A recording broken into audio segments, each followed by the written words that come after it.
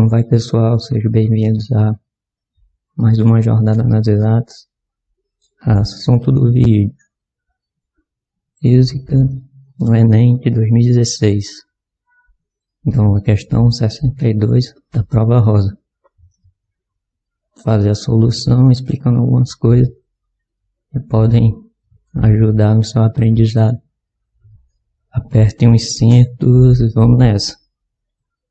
A usina de Itaipu é uma das maiores hidrelétricas do mundo em geração de energia, com 20 unidades geradoras, 14.000 megawatts de potência total instalada.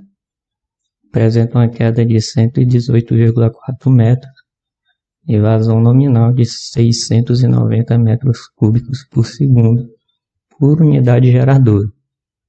Cálculo de potência teórica leva em conta a altura da massa de água represada pela barragem, gravidade local, 10 metros por segundo ao quadrado, e a densidade da água, 1.000 kg por metro cúbico. A diferença entre a potência teórica instalada e a potência não aproveitada. Qual é a potência em megawatts não aproveitada em cada unidade geradora de Itaipu? Coloca aí as 5 opções de resposta, né? Primeira coisa, a gente tem que ter bem atenção, porque ora ele fala por unidade geradora e ora ele fala contando todas as 20 juntas, né? E no caso, no final das contas, ele quer que a gente determine potência não aproveitada em cada unidade, e não delas todas no total. Primeira coisa que a gente tem que, é claro, levar em consideração. Vamos para a nossa solução. Primeiro eu vou aqui mostrar uma figura para dar uma ideia de como é que se passa a situação, né? Como ocorre a geração de energia em uma hidrelétrica. Então, no caso, a gente vai ter um reservatório, seria água represada na hidrelétrica, né? Água até uma altura H, a altura da coluna de água represada, em um local com um determinado valor de aceleração da gravidade, né?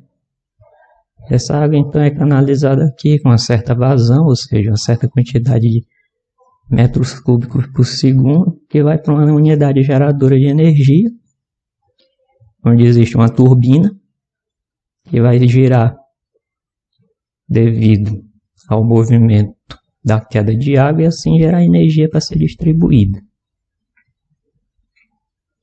Aí, é claro, a água, depois de passar pela turbina, ela vai passando aqui, então, seguindo seu curso. Então, esse seria o esquema básico de uma hidrelétrica, né? Feito isso, quais são os dados?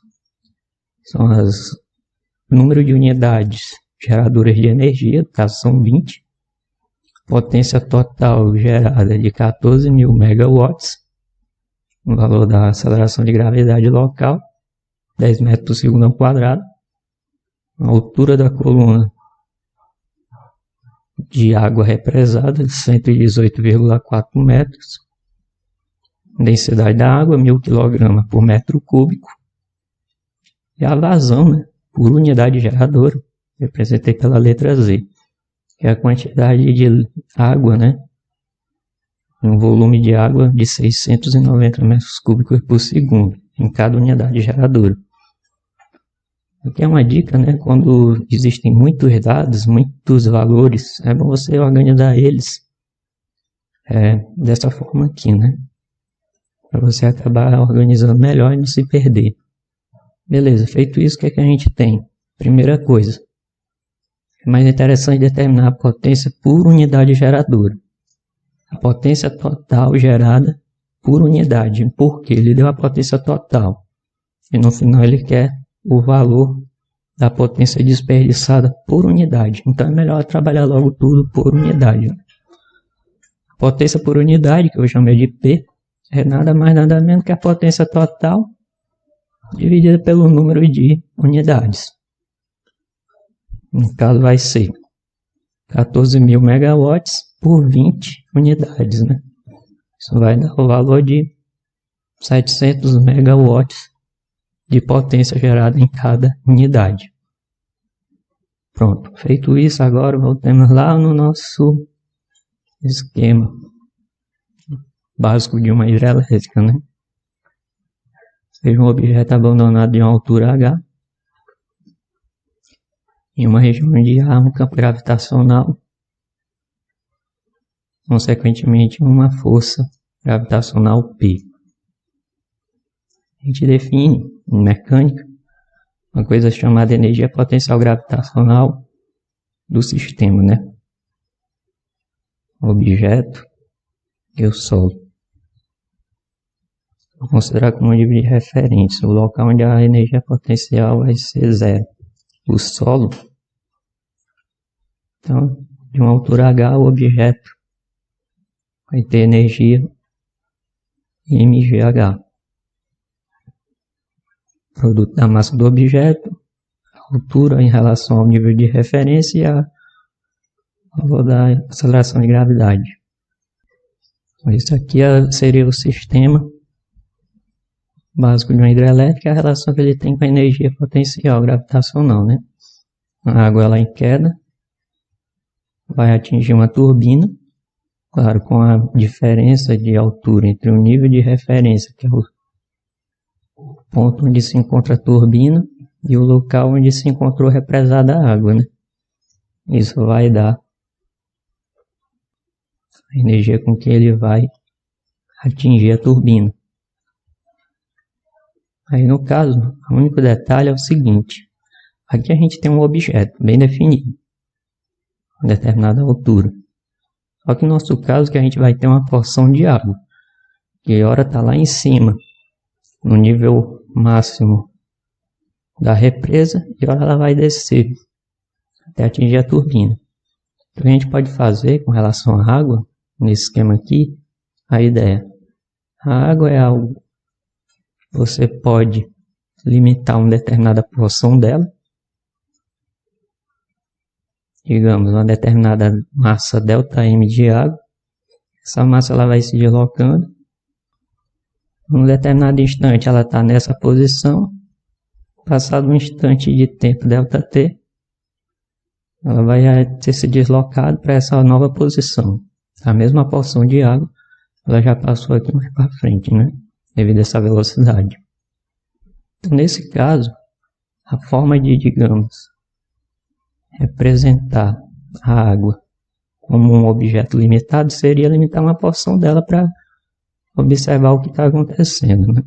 Aí assim ela vira um objeto que se desloca em um determinado intervalo ΔT. Esse elemento, essa porção de água aqui que eu limitei, que eu disse que tem massa ΔM, ela tem, claro, correspondente a um volume de água. É o volume desse cilindro aqui, né? Pequeno, em azul escuro. Que limita a porção de água que eu estou considerando. Você divide o valor da massa dessa porção de água, que é ΔM, pelo volume que ela ocupa, correspondente, né, que é o ΔV, você vai dar a densidade da água. Então eu posso escrever a massa da porção de água, né, ΔM, como sendo a densidade da água vezes o volume ΔV. Então, a energia potencial de uma porção de água que está no alto da barragem vai ser massa dessa porção, ΔM, G, ação da gravidade local, vezes a altura, né? Altura em relação ao nível de referência. Ela vai partir do repouso, tem velocidade inicial zero. Então, a energia cinética dela é zero. E a energia mecânica vai ser a energia gravitacional. O potencial gravitacional que ela possui lá no alto. Agora que aqui a gente vai considerar a potência teórica, ou seja, não há perdas, né? Porque ele não falou nada em perdas de energia no sistema. A gente vai considerar que a energia mecânica ela se conserva. O que vai acontecer é que, ao chegar no nível de referência, a energia potencial vai ser zero. Porque lá ele vai estar a uma altura zero em relação ao nível de referência. Então ele vai apresentar apenas a energia cinética, que é essa energia com que ele vai atingir e transmitir para a turbina. Então, considerando, é claro, conservação da energia mecânica e que a porção de água a partir do repouso, a quantidade de energia que vai chegar na turbina em uma unidade geradora vai ser a própria energia potencial. E assim sendo, a potência teórica vai ser a energia potencial gravitacional dividido por intervalo de tempo que essa energia vai chegando à unidade geradora. Então, assim sendo, a potência teórica pode ser calculada como? A gente já sabe como calcular a energia gravitacional para uma determinada porção de água que está chegando, né? Ou seja, ΔM, de aceleração da gravidade vezes a altura. Tudo isso dividido por ΔT. E assim eu determino a potência teórica. Que aqui é o seguinte. Eu sei que a porção de água, ela pode também ser representada, a massa da porção de água, como sendo a densidade da água vezes o volume da porção de água que eu considerei, né? Ou seja, o ΔV. Vezes GH sobre ΔT. Aqui tem um outro detalhe, né? ΔV por ΔT. A quantidade de água que chega na unidade geradora por tempo. Olha. O volume de água por tempo que está fluindo para a unidade geradora é a vazão que ele forneceu. Então aqui na nossa expressão da potência teórica, volume por tempo vai ser a vazão.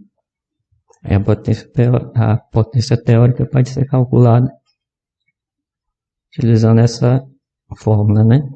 Densidade da água, vazão, gravidade local e altura. Tudo isso foi dado nos dados da questão, basta então calcular a potência teórica e substituir os valores, né? Densidade da água, vazão, aceleração da gravidade e altura. Lembrando que na hora de colocar na fórmula, cada valor de grandeza aqui tem que estar no sistema compatível, né? No caso, todos têm que estar no sistema internacional. A densidade tem que estar em kg por metro cúbico, vazão, metros cúbicos por segundo, aceleração da gravidade, metros por segundo ao quadrado, e altura em metro. Como tudo isso já está nessas unidades, basta substituir na nossa fórmula. Fazendo essas contas, vai dar a potência teórica de 816,96 vezes 10 a sexta watts. Eu coloquei nessa forma em potência de 10 a sexta, exatamente para simplificar na hora de converter para megawatts, né? Porque 10 a sexta watts é 1 megawatt. Então, assim sendo, a potência teórica vai ser 816,96 megawatts. E finalmente, né, ele quer a potência não aproveitada, ou seja, potência desperdiçada em cada unidade geradora, que vai ser o seguinte: potência desperdiçada é a diferença entre a potência teórica e a potência gerada em cada unidade, né?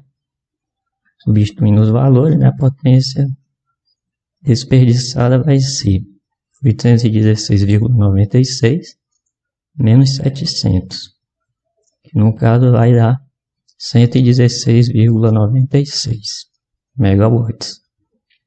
Hoje a resposta então vai ser o item C. Então é isso. Espero ter ajudado. Se você gostou, curte, comenta, compartilha. Valeu. Fui.